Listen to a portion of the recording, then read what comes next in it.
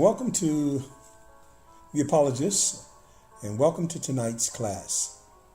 Tonight we're going to be discussing St. Matthew's 25 and 46, a passage that is believed by many and taught by many to be teaching about hell and people going to hell.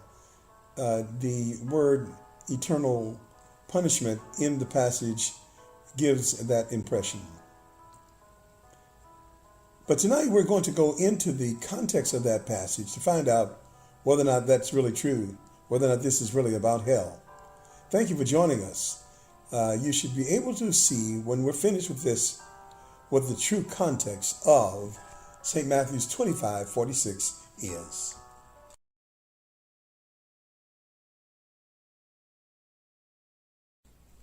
I will, at this point, let everyone know that when we're trying to explain or trying to understand a passage like Matthew's 25 and 46, we cannot just read that passage on the surface without understanding the entire or the complete context and scriptural location or context of that particular passage. The Bible is solid and sound, and it proves itself over and over again with checks and balances. The checks and balances that we will use, or that you must be able to use when reading a passage like St. Matthew's 25:46, you must be able to confirm what is going on. You must know the context. In order to understand this, you must know the context. You even need some prerequisite knowledge, like you need to know what the dispensations are. You need to know what the millennial period is, what the tribulation period is. These are things that people who try to interpret the scripture must know. You must know what the promise of Abraham is, as far as God promising to Abraham that he's going to bless those that bless the Jews and curse those that curse the Jews. You have to even know what the original wording was in the passage and to understand what this is about. And oftentimes people try to go into a passage like this without doing any study or having any prior knowledge or any, maybe even Bible education, as far as studying what we call biblical hermeneutics. That is to understand all of the principles of the Bible, the history of the Bible, knowing the dispensations. Not only that, but knowing the covenants, and the promises. All of those things are a part of understanding St. Matthew's Gospel, chapter 25:46. And I will say at this point that sometimes ministers do not study theology or do not study the Bible and do not know these things, and they just take a passage and on the surface look at it and say, oh, that's talking about hell. I'm sorry, the Bible's not that simplistic. And the reason why it's not that simplistic is because it has built-in checks and balances that require us to understand and to be able to confirm all of the things that are being said in that passage, because they all will underline and confirm the truth for us, the truth of the passage. And so just like geometry is not simplified, algebra is not simplified, because all of the laws of algebra and all of the laws of geometry are laws that are actually laws that we know from mathematics. And so that's the same way the Bible is. The Bible is based upon the principles. And so you may not be able to see everything that is being said because you may not have the background. But if you follow along, then we'll give you the references where you can go and check and do a checks and balances, a check on our teaching tonight. Thank you for joining in. And so let's go on with the lesson. Matthew 25 and 46 is about the judgment of the Gentiles. It occurs at the end of the tribulation period when Jesus comes to earth and he is the judge of the earth. He is the Messiah, the ruler of the earth, and he judges the nations, and he assigns them to their part on the earth, where they will be on the earth.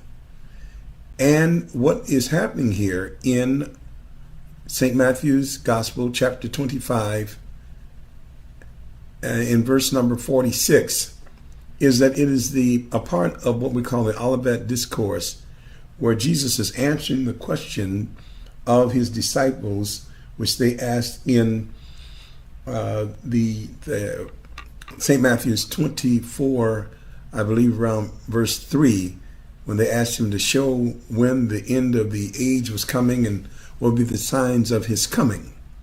What would be the signs of the coming of the Messiah? And Jesus answers in detail and explains to them all of the things that would be going on. And almost all of what Jesus talked about in St. Matthew's 24 was about the tribulation period, which is called the tribulation period. It's called the time of Jacob's trouble.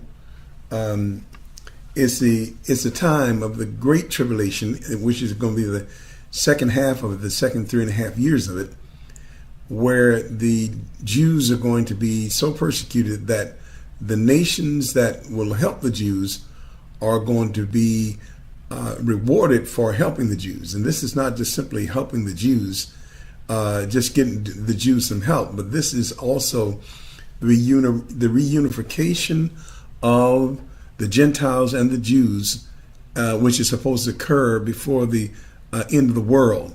God is going to bring both Jews and Gentiles back together. And so that's when this occurs.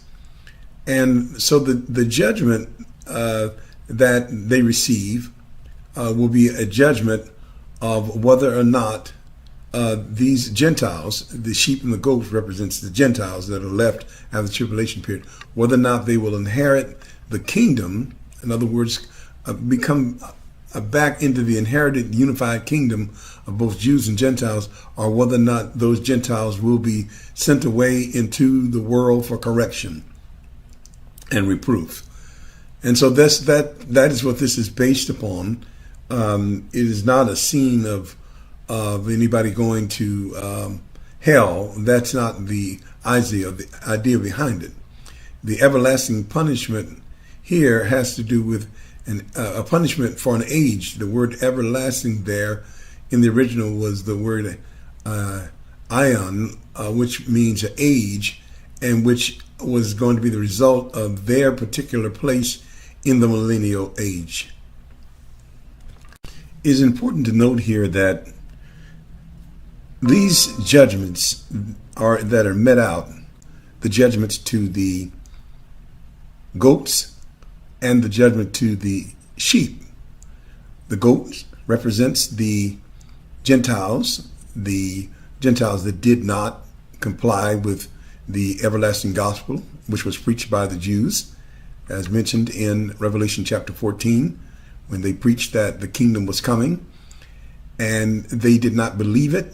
They did not do anything about it, and they did not unify with Israel or with the Jews at that point. These are Gentile nations, these goats are. They did not unify with the Jews by believing their gospel enough to help them so that they could be in the part of those that would be unified with the Jews when the tribulation period was over. They did not help them. They did not believe their gospel. They did not take part in what they were saying. They did not believe in the everlasting gospel that was preached by the Jews. The Jews, represented by the 144,000, those were the ones with the evangelical message that should have been believed by the Gentiles in the tribulation period. The way to salvation in the tribulation period would be to believe the everlasting gospel, which promises that the Messiah is coming and he will set up his throne upon the earth. And that was the way to be saved, and that was the only thing that there was. During the tribulation period, there will not be a message about like the Christian message, because it would be a Jewish age then. It's the time of Jacob's trouble. The church will be raptured out. So because those nations did not believe and did not follow, at the end of the tribulation period, they are sent back out to the world to be ruled by the Messiah, who would now be ruling the world. Before, they were ruled by Antichrist, but now, during the millennial period, Messiah will rule the world, and he will rule with a rod of iron. His rulership will be corrective, it will be reproving, it will be more corrective and reproving. And when he shall correct the nations, and he shall cause them to, by his power, obey, those nations will be ruled over by Messiah. And this will go on in the age of the millennial. And this is one of the reasons and explanations for these nations, these goats being sent into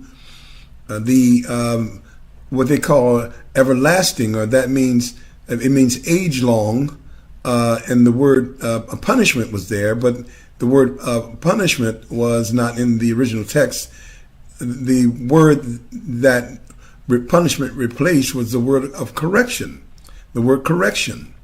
And so the tone of Matthew 25:46 is actually a tone of Christ bringing all things into order and justice and righteousness in the millennial kingdom, and him having rule over those nations that would not obey before, but will obey now.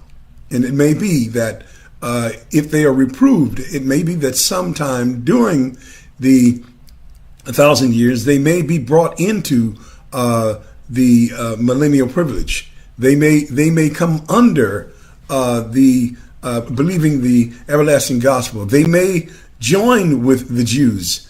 So this word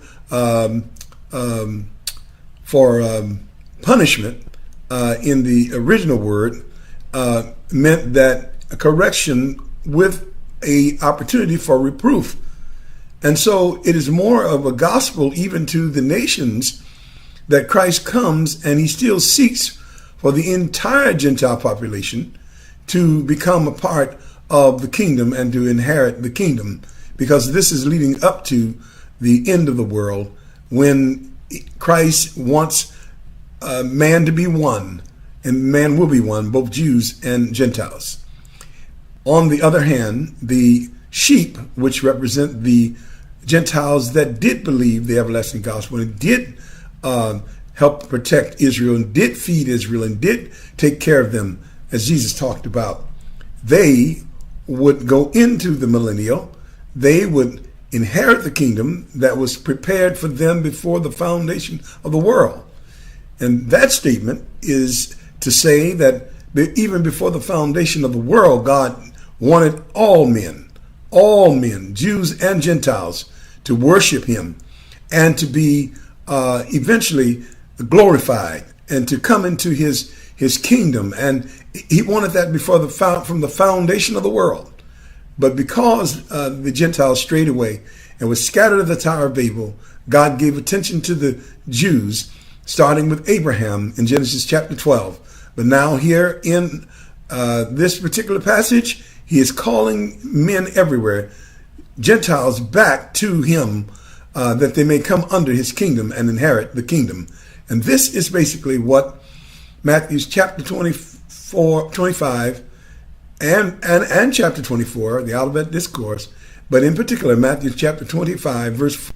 Now, let us take a look at the Greek words that were in the passage, the original passage of St. Matthew 25 and 46. The two words that bring our attention to this passage that will help us to understand the passage and will answer the question whether or not this passage is pertaining to the everlasting punishment or the eternal punishment, endless torture and suffering, in conscious suffering in eternity, if this is referring to that, where all the people in the world who will be judged and will go before judgment, and some of them will go to what we call hell, is this referring to that? Is this referring to the good people and the bad people of the world? The good people being the sheep and the bad people being the goats? Does this mean that? And that's what we're studying. We're very humbly studying this to find out whether or not this is pertaining to that. And whether or not we could preach that all the people in the world who are bad, based upon this scripture, would go to burn in fire in hell and to suffer in hell. Is this talking about hell here? I know that we've assumed that, and this is one of the scriptures that we use to preach hell by referring to the phrase everlasting punishment. And then we also to everlasting life on the other hand. So the question is this dealing with hell as we teach it in our modern tradition of teaching? And to answer that question, we have gone back to the original Greek wording of the passage of St. Matthew's 25:46. And we found that the original word, first of all, the setting is the judgment of the world at the end of the tribulation period. So those who are brought before the judgment don't include everybody in the world. This is strictly the judgment of the Gentile nations at the end of the tribulation period. So it is not really a judgment of all the people in the world. And it's not a judgment based upon morality or savedness or unsavedness. It's based upon how they responded to the everlasting gospel that was preached in the tribulation period, and how they dealt with the Jews, and how they whether or not they helped the Jews or not. And it's a judgment that's upon those Gentiles left after the tribulation period. So first of all, that's the context of it. And the determination is going to be whether or not they go into the millennial here on the earth, or whether or not they go out to be ruled over by a Messiah here on the earth. It's not a matter here at this point of whether or not someone is going to heaven or hell. That's not this judgment. That judgment, if we believe that will occur on the end at the end of the world. But this judgment is restricted to the Gentiles who survived the tribulation period. All right? And so based upon that, the original word for everlasting was the Greek word eon, which means age. So age, it means age, a time that has a beginning and an end. That's the definition of the word everlasting, or the original word eon, the Greek word which was put there. And the word for a punishment was the word Kolasin, Kolasin, or we could say Kolossus, Kolassis, which meant correction and reproof. And so it seems that according to the context, that those nations that did not adhere to the everlasting gospel will be sent back out into the world. This is not a matter of who's going into the eternal state of hell or heaven, whichever one you believe. This is a matter of where they're going to be during the millennial. And the word everlasting means age. In other words, where are they going to be during the millennial age? Everlasting means age, or during the age of the millennial. During the age of a millennial is a way that we can safely read this, because this is the correct context of this particular judgment. It is Christ who has come to earth in his glory, and after the millennial, he sets up his kingdom. Then he judges the world. He's the judge of the earth, and his main focus as a Messiah is on the earth, and the glory of God that's going to be in the millennial on the earth. This is not, we should not take this passage outside of the realm of on the earth and in time.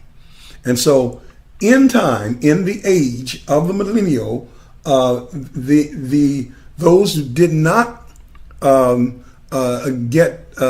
believe the everlasting gospel will be sent out into the world to to be under Messiah's rule, and that would be a corrective thing. This punishment here is more of a corrective thing than it is a thing of torture.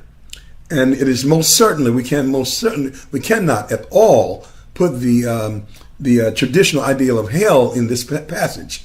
The only way that we could put the traditional ideal of hell in here is by not knowing this context, and by not understanding this passage, and by not looking at this as being after the tribulation period and determining where they go into the millennial. If you go outside of that, then you're going outside of the context. And if we were bringing here about Plato's hell, then we're outside of the context, and that is not true to the passage. So that is what this is about. And then also, I would just like for you to read what was in our the Greek expository dictionary and the definition of the word everlasting as being in the original, the Greek word eon, which means age. So this means that they would go into age-long correction. So they'll be corrected during the age of the millennial. And this is more of what this believes. This is what this is about. They will go into correction. All right. Thank you very much. Let us remind ourselves now that eon here means age, which is the word everlasting. And the word punishment is the word Greek word kalasios, which means correction, reproof, and reform. Thank you very much. And so these are the words that we use to interpret this. Please read on your own and confirm everything that I've said. Now let's look at the list. Let's look at what was said in the Greek expository dictionary and the references that are there. 46 is summing up. Thank you very much.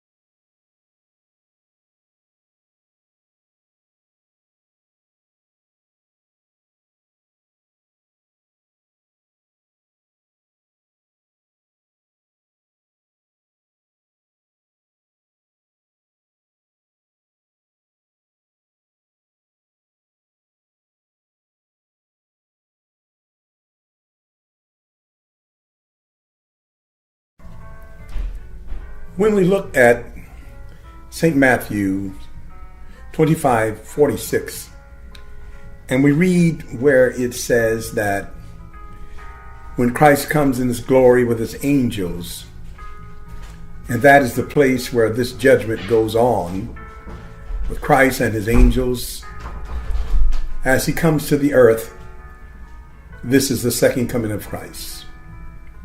And there is a number of things that are going on there at that second coming. He comes with his angels and he defeats the bad nations of the world at the end of the tribulation period. And that's the reason why his angels come, as it is explained in Revelation chapter 19, and as Jesus explained it in St. Matthew's Gospel, chapter 24. Matthews 24 and 25 are a part of the Olivet Discourse, and all of the events that are discussed there are surrounded around the second coming of Christ and the Jews looking for Christ to come at his second coming. And so, at his second coming, he shall come in his glory this time. Every eye shall see him. This is the second coming. This is not the rapture. The rapture would have already taken place by now, and there will be no saints here on the earth to be a part of this. And the judgment that is going on, that will go on there, will be the judgment at the end of the age of the Jews, the end of the tribulation period, and at the introduction and the establishment of the millennial age with Christ Messiah the King. He will separate the nations. The nations will gather before him, and he will separate them.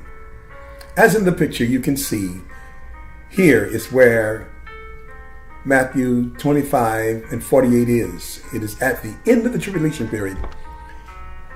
And just going into the millennial, it is not the end of the world.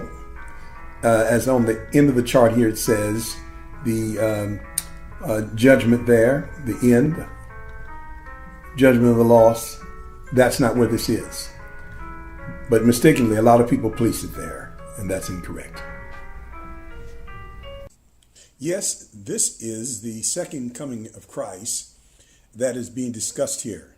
It is not the rapture of the church. The rapture of the church occurs 7 years before the end of the tribulation period.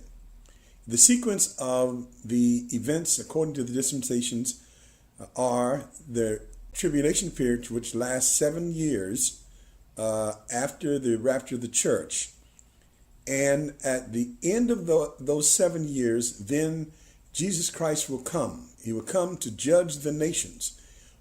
He is coming as Messiah King to judge the nations on earth. This is not a passage that we're dealing with heaven or hell or anything like that. This is dealing with Jesus Christ is coming to the earth as Messiah of the Jews. And he comes in the brightness of his glory, as he talks about, as talked about in the Olivet Discourse in St. Matthew's Gospel, chapter 24. Daniel talked about it. And so he's coming, he comes in the brightness of his glory.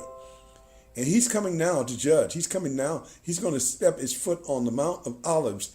And that's why we call this the Olivet Discourse, because it's talking about Jesus went up from the Olivet Mountain and he's going to come back, step his foot on there and start his work here on the earth. This will be 1,000 years before the end of the millennial age. And that's when we begin to go into like the final judgments and then up into the eternal state. But this is a earth business. This is considered a dispensation on the earth. The last dispensation of man on the earth, 1,000 years. So this is all earth business. This is not dealing with heaven. This is not dealing with the idea of hell. This is not dealing with that. Please, pastors and students, do your study so that you can understand this context. And so that's the reason why this cannot be used to teach the judgment of people going to heaven or to what they call hell. All right, that's what this is about. He's going to come to the earth. He's going to rule on his throne. He's going to make these determinations.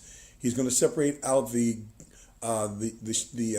nations that are on the earth. The nations that are on the earth are what we call the Gentiles, which are going to be represented by the goats and the sheep. All right, those are the two kinds of the Gentiles that are going to be on the earth, and they're referring to Gentile nations. And so there will be the goats and the sheep there at the judgment. Nobody resurrected from the Old Testament or from the church or anything like that. So, because this is not the general, it's none of their business. They're not even a part of this. This is only dealing with the people that are on the earth and the nations after the tribulation period, getting ready to go into the millennium. This is the only group that involves. If we preach that this is talking about sinners in the New Testament and people on the streets and where we live, then we are out of context. You've lost it. And you've lost it, and you're not teaching it, and you're not really showing an understanding of the dispensations and of the kingdom age and what the purpose of it is. All right, so now we'll move on. Thank you very much.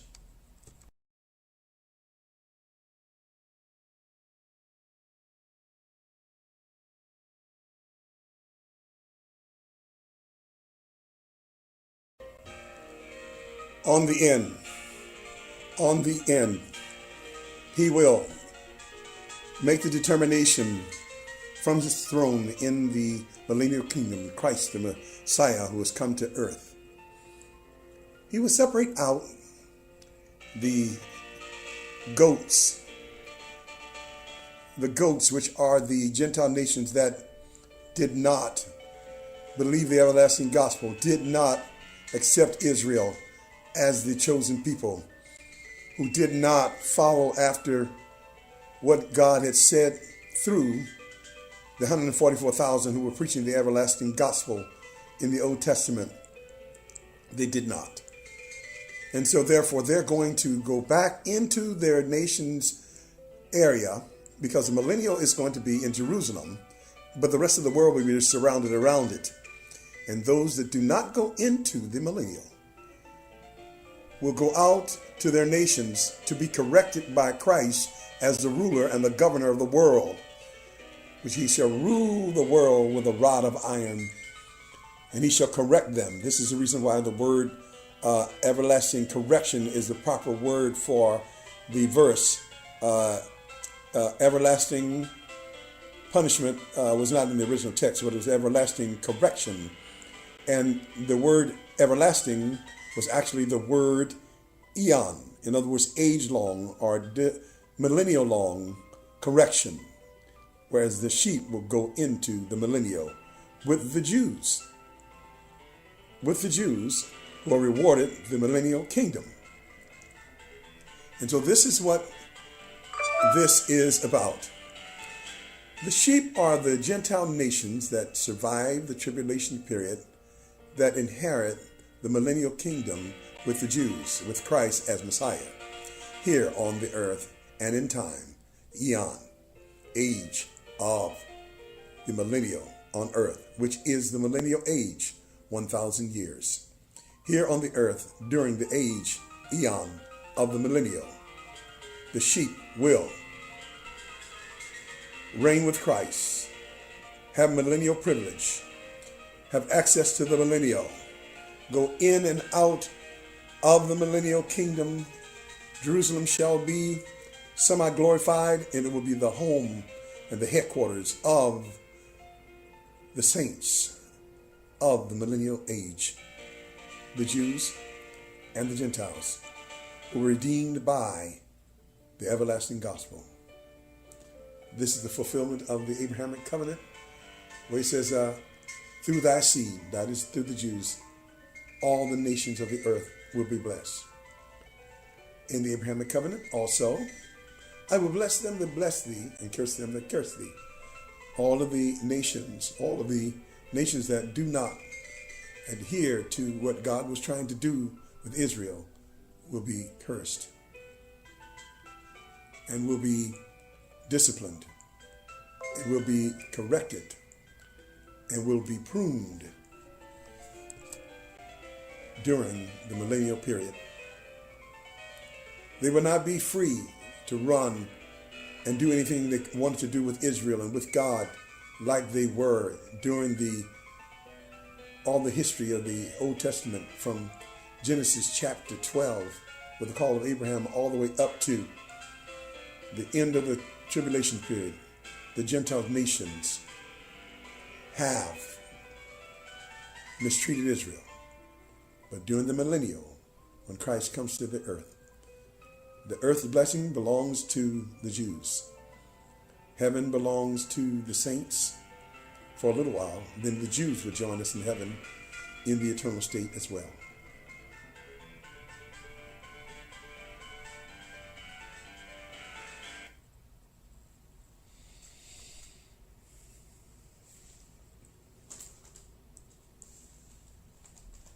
The sheep are God's blessed Gentiles who believed in the everlasting gospel. Thank you for joining us on this particular class. We will continue on with this study of the understanding of St. Matthew's Gospel, chapter 25, verse 46, in our next lesson. Thank you very much for joining us.